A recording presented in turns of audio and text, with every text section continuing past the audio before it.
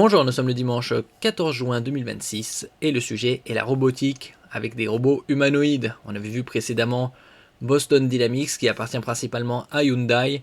Hyundai, le sud-coréen, qui a pour ambition de produire des milliers, voire dizaines de milliers de robots pour les utiliser dans ses usines automobiles. On a vu également l'entreprise américaine Figure AI avec sa vidéo en direct live où il triait des paquets.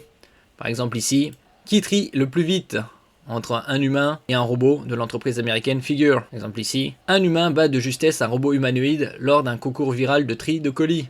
Ce n'est que le début.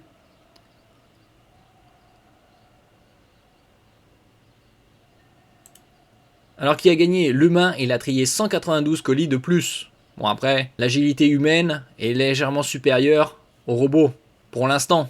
Et donc ici, le robot humanoïde Calvin qui travaille dans l'usine Renault de Douai, un robot humanoïde de l'entreprise française Wondercraft. Donc il travaille de nuit et déplace des pneumatiques de 25 kg. Le robot développé par Wondercraft est le premier de son espèce à intégrer une équipe de nuit chez Renault. Les tâches qu'il effectue étaient jusqu'à présent réalisées par des opérateurs humains. Chaque pneu pèse environ 25 kg, donc c'est répétitif. Au bout de plusieurs heures, on déplace plusieurs tonnes. Un travail répétitif dont personne ne regrettera vraiment la disparition. Il faut rappeler que le chômage actuellement c'est 8,2%, officiellement catégorie A, et toute catégorie c'est plus de 17%. Renault insiste d'ailleurs sur ce point, le constructeur présente Calvin comme un moyen de réduire la pénibilité plutôt que comme un remplaçant des salariés. C'est le discours officiel. Nous verrons ça d'ici quelques mois, quelques années, qu'est-ce que ça donnera.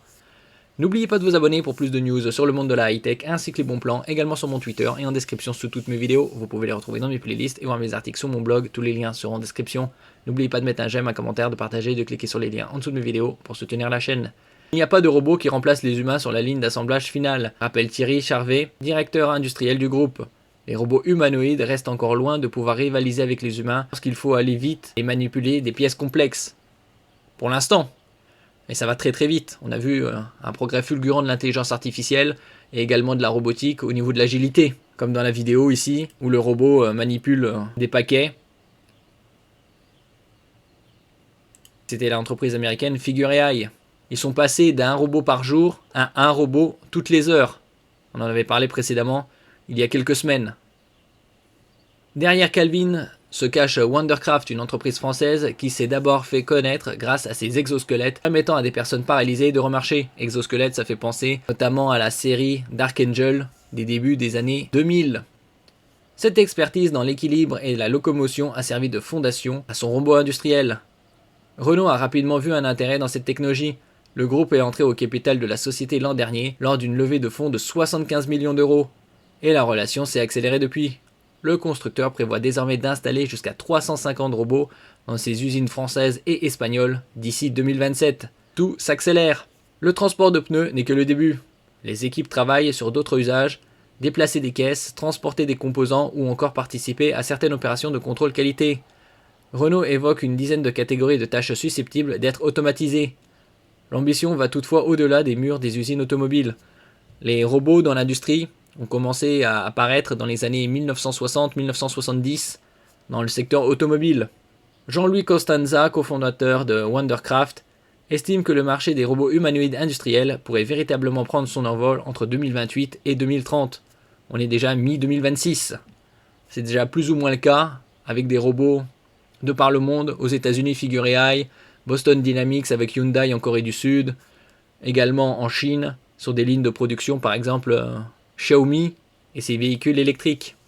À terme, il imagine des dizaines de milliers de robots produits chaque année. C'est tout à fait possible, et pourquoi pas dans des usines Renault. Si on peut voir une vidéo.